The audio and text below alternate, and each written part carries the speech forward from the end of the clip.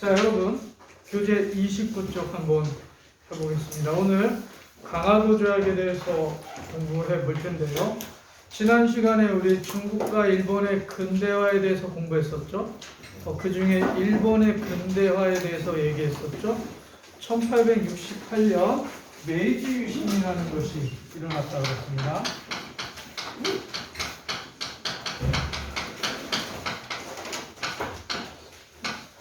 일본의 중세 시대를 우리는 지방 분권 시대라고 합니다. 쇼군이 통치하고요. 쇼군 주변에 다이묘라고 하는 그 유럽으로 말하면 지방 영주들이죠. 그 다이묘들이 통치하고 그 다이묘 밑에 누가 있을까요? 지사가 있는 것처럼 사무라이가 있는 겁니다.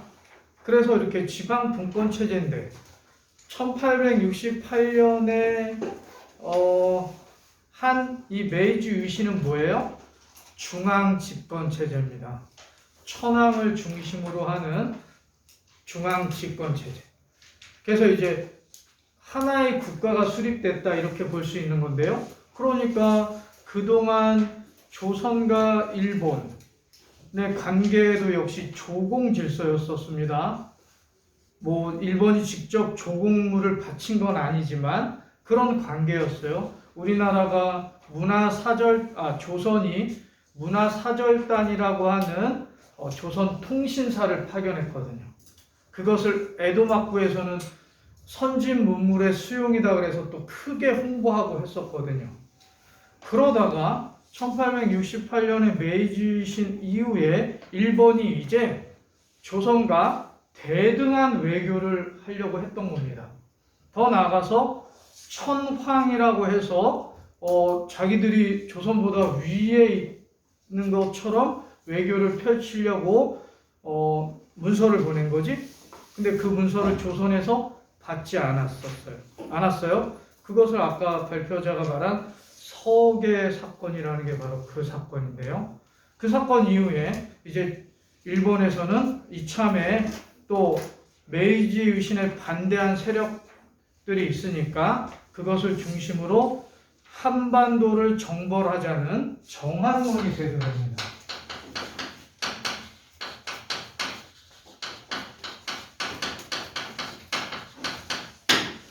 정한론이 됐는데 아직 일본이 지금 개혁을 완성하지 않은 상태에서 또 외부하고 전쟁을 하는 것은 그건 또 옳지 않다 싶어서 이 정한론이 일시 잠잠해지지.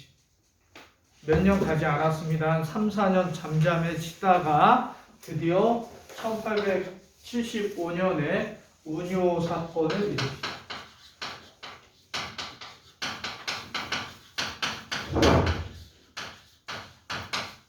일본은 자기들이 미국에게 개항했던 방식 그대로 바로 포함외교 또는 함포외교라고 해요. 그러니까 큰 군함을 주변에 정박시키고 포를 쏘는 겁니다. 그래서 포함외교 또는 함포외교를 펼치게 된 거지. 초지진을 포격하고요. 영종도라고 하는 섬에 지금 인천공항 있는 섬이 영종도입니다. 그 영종도라는 섬에 상륙해서 불태우고 집들을 불태우고 그 다음에 부녀자들을 겁탈하고 이런 사건이 벌어지니까 조선에서도 안 되겠다 싶어가지고 이제 그 협상단을 파견하게 되는 거지. 신헌이라고 하는 협상단 대표를 파견해서 강화도에서 일본과 협상을 하고 드디어 최초의 근대적 조약인 강화도 조약을 체결합니다.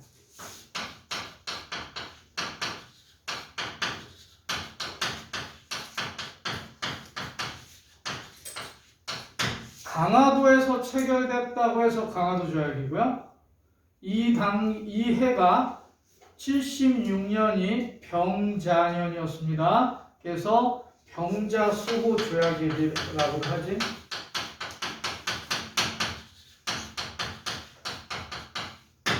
정식 명칭은요.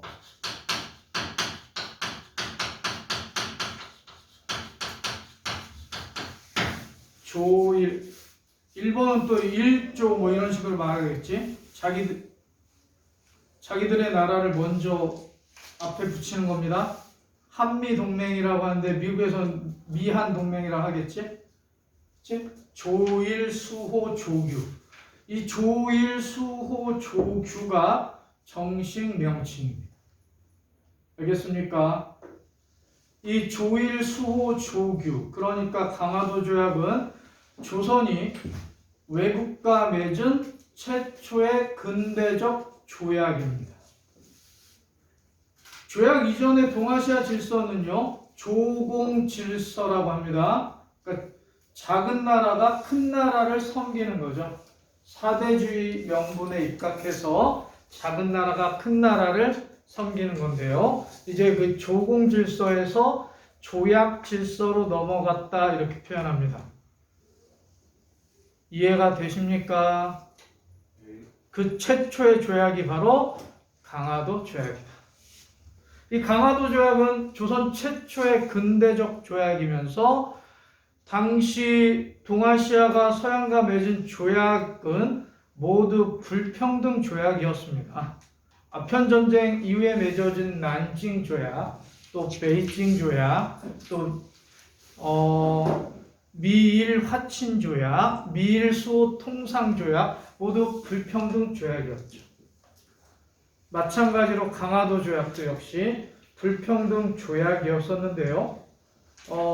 아까 말한 그 네 가지 조항을 중심으로 강화도 조약의 핵심 내용들을 한번 알아보도록 하겠습니다. 교과서 89쪽을 여러분 펴서 강화도 조약의 핵심 내용들을 한번 점검해 보도록 합시다. 교과서 89쪽 밑에 자료 한번 보세요. 뭐라고 써 있어요? 뭐라고 써 있어요? 제목이 뭐예요? 제목이 뭐예요? 89쪽 밑에 자료로 보는 역사? 뭐예요? 사료로 보는 역사. 예. 첫 번째, 조선은 자주국이며 일본과 평등한 권리를 가진다고 그랬죠? 밑줄. 조선은 자주국이다. 조선은 자주국이며 일본과 평등한 권리를 가진다. 아, 역시 일본은 근대 국가 맞네. 아주 신사적이잖아. 근데 뭐가 불평등이야? 그렇지 않습니다. 지금 현재 강화도 조약 당시의 조선은 어느 나라에 속해 있을까요? 청에 속해 있습니다. 청이 조선의 뒤를 봐주고 있어요. 자기가 뭐 형제의 나라, 더 나가서 아비의 나라라고 얘기할 정도입니다. 그래서 그러면 아니 지금 조선을 돌보는 나라가 있는데 일본이 찝쩍거리면 될 수가 없겠지? 그래서 조선은 자주국이다라는 것을 명시하면서 청나라의 종주권을 부정하고 있습니다. 청의 종주권을 부정합니다.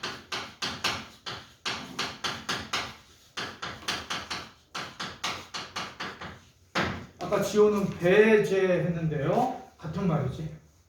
부정한다, 배제시킨다. 요즘 말로 야, 넌 짜져 이렇게 말하는 거죠. 이해됩니까? 두 번째, 부산, 원산, 인천.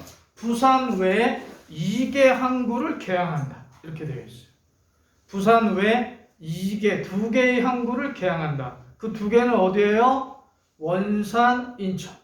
써놓으세요. 없으면 써놔. 원산, 부산, 원산, 인천. 이렇게. 자, 여러분, 위치 한번 확인할까요? 위치. 부산은 어디 있지? 부산 어디 있어요? 거기 있어요. 여기 맞아요. 거기에요. 여기 있습니다. 원산은 어디 있어요? 조기 있죠? 조기. 여기 있어요? 인천은 요쯤 있죠? 이렇게. 네. 부산, 부산, 원산, 인천.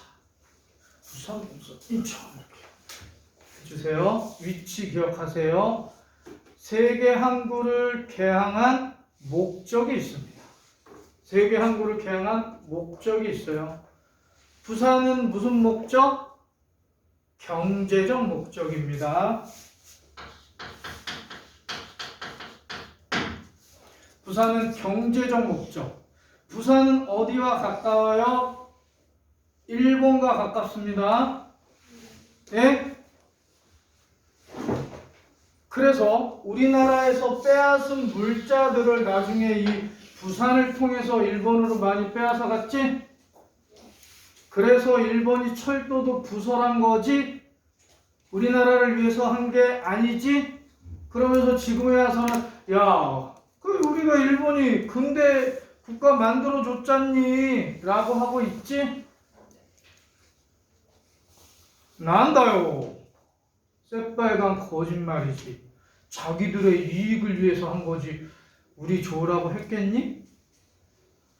설마요. 원산은요, 무슨 목적? 군사적 목적. 원산은 군사적 목적. 왜요? 제2차 아편전쟁 이후에 베이징 조약이 체결됐죠? 베이징 조약을 중재하는 과정에서 러시아가 연해주를 획득했지? 연해주가 어디예요? 여기입니다. 이 연해주 블라디보스톡을 통해서 러시아는 뭐 하려고 했어요? 남하 정책을 실시하려고 했죠? 그래서 이 남하 정책 하면 누가 좀 불안할까? 영국입니다. 지금 세계 최강을 자랑하는 영국이 사실 러시아의 해군에 대해서 불안했거든요. 왜냐하면 그래서 러시아가 저쪽 유럽 쪽으로 나가려고 했지. 터키 쪽으로 나가려고 하니까 그래서 러투 전쟁이라는 게 벌어졌습니다. 크림 전쟁이요. 거기서 누가 이겼니? 투르크가 이겼지. 근데 투르크가 어떻게 이겼어? 영국이 뒤를 봐줘서 이겼거든요, 사실. 그래서 역시 이쪽도요, 바로 나중에 일본의 뒤에서 영국이 도와줍니다. 여러분, 1904년에 러일 전쟁이라는 것이 일어나거든요. 그때 누가 이기죠? 그 큰 러시아를 일본이 이겼죠. 어떻게 이겼어요? 영국이 뒤를 봐줘서 이겼죠. 그래서 바로 이곳을 장악하면 러시아가 남하 정책하는데 좀 걸림돌이 되지 않겠습니까? 그래서 원산은 바로 군사적 목적으로 개항을 한 겁니다. 인천은요, 어디랑 가깝죠? 청나라랑 가깝습니다. 또 어디랑 가깝죠? 한양하고 가깝습니다. 그러니까 청과 한양을 견제할 수 있지? 정치적 목적입니다. 이렇게 일본은 부산 외 원산, 인천 세 개 항구를 개항해서 조선과 청나라와 러시아를 견제하려고 했습니다. 세 번째는 해안선 측량권을 인정한다. 밑줄 해안선 측량을 인정한다. 이 한반도의 해안선은 사실 좀 복잡하지 않습니까? 한반도의 해안선을 무슨 해안선이라고 하지? 그래서 리아스식 해안선이라고 하지. 조수 간만의 차도 아주 크고요. 또 아주 저쪽 서해 남해 쪽으로 가면 해안선이 너무 복잡해서 사실 배 침몰 사고가 많았어요. 임진왜란 때도 이순신이 이길 수 있었던 결정적인 요인이 사실 울돌목에 있는 그 복잡한 해안선 때문이거든요. 덕분이거든요.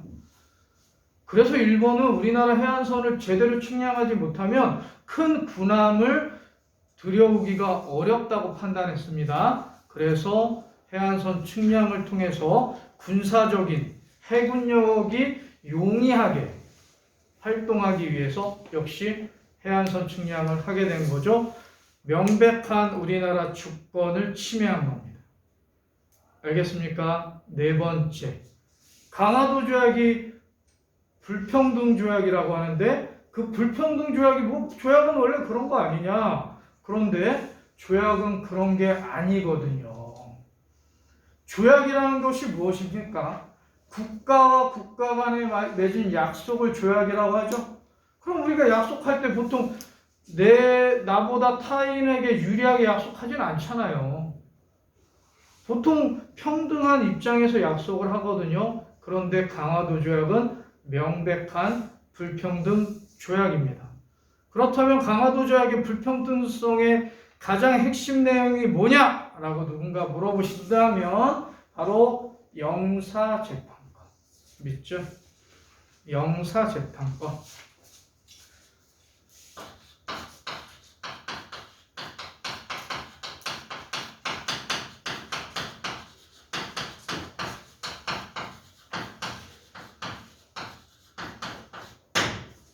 치외법권, 영사재판권, 치외법권 정확히 알아야 됩니다. 강화도 조약으로 인해서 3개 항구가 개항됐죠. 부산, 원산, 인천을 개항했죠. 이곳에서 부산이 있죠. 여러분 부산 가봤어요? 부산이 있지. 크지? 부산 사실 부산은 이렇게 생겼는데 이렇게 생겼는데 부산 중에서도 부산을 전체를 개항한 게 아니고요. 부산의 일부 지역을 개항한 겁니다. 여기에서 일본이 교역할 수 있고 여기에서 일본 사람들이 거주할 수 있는 거야. 그래서 이곳을 뭐라고 그래? 개항장이라고도 하고요. 또는 뭐라고 부르지? 거류지라고도 하고요. 또는 뭐라고 하지?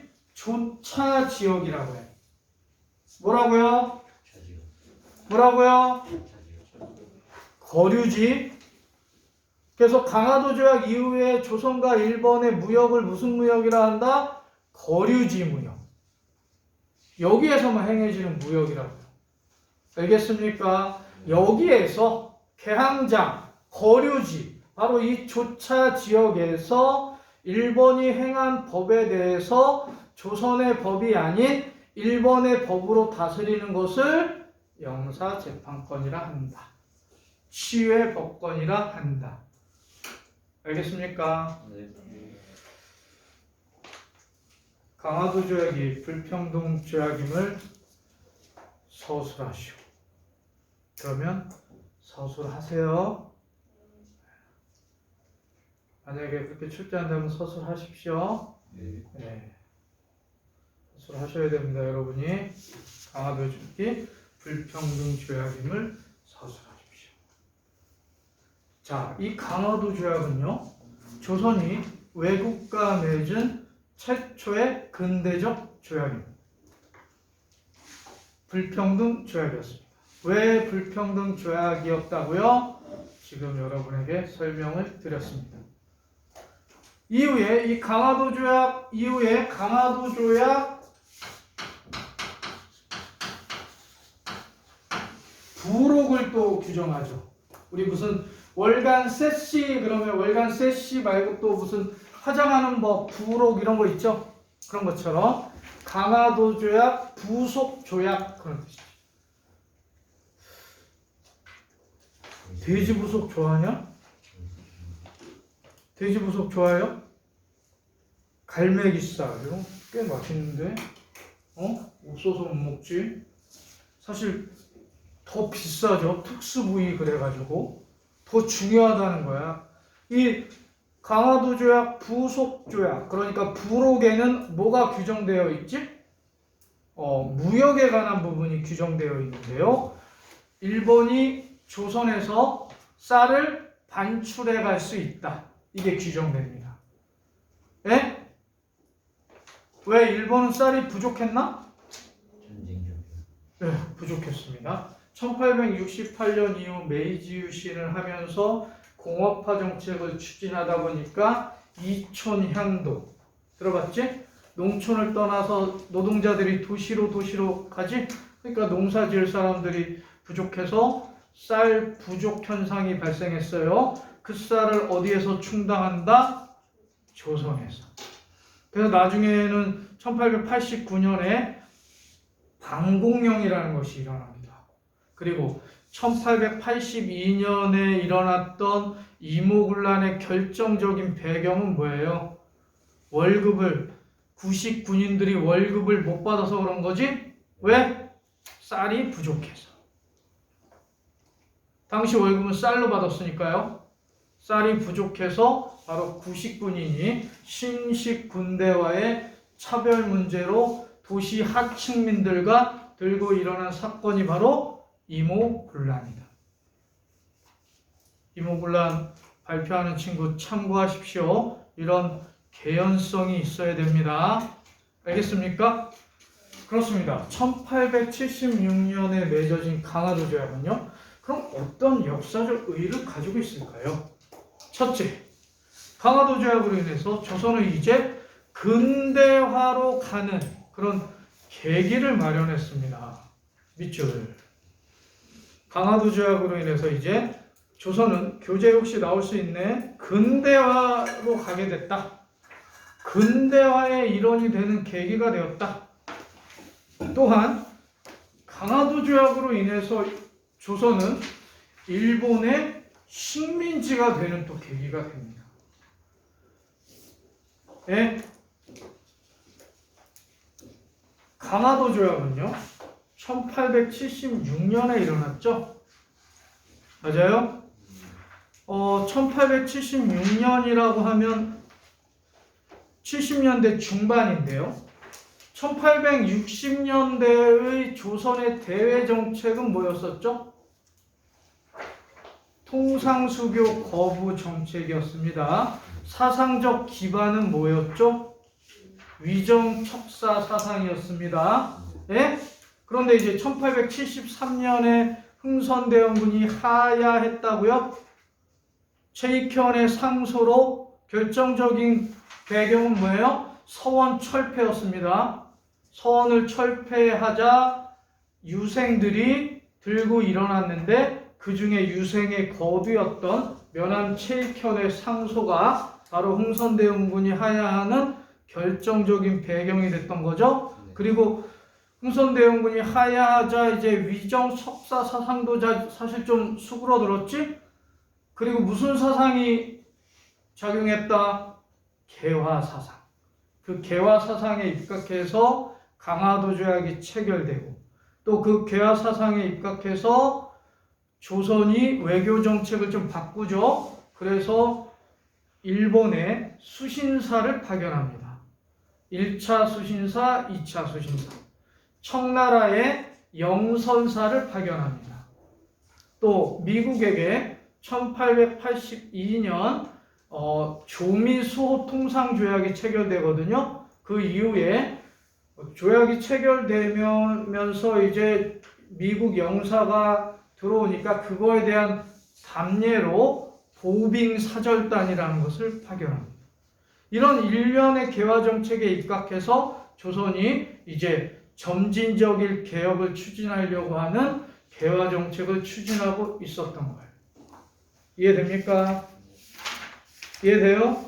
그래서 오늘 여러분하고 강화도 조약에 대해서 아주 심층적으로 알아봤습니다. 네, 친구들의 발표도 아주 좋았고요. 또 그 사이사이를 제가 메꿔드렸다고 생각하는데 어떻습니까? 잘 들으셨어요? 강화도 조약은 아무리 강조해도 지나치지 않습니다. 수능 시험에도 꼭 출제되는 주제입니다. 핵심 포인트는 강화도 조약이 왜 불평등 조약인가? 강화도 조약 전후의 조선의 상황에 대해서 여러분이 잘 알고 있으면 좋겠습니다. 5교시라 좀 힘든 것 같아서 제 수업은 오늘은 여기까지입니다. 좀 쉬세요.